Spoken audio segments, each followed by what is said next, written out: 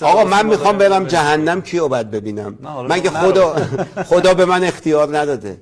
اون بهشتی که تو میگی نمیخوام برم. یک.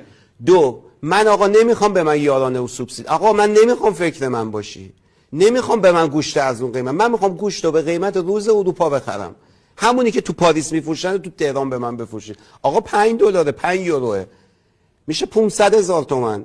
صدم تو بخور و 600,000 تومان به من گوشت بفروش.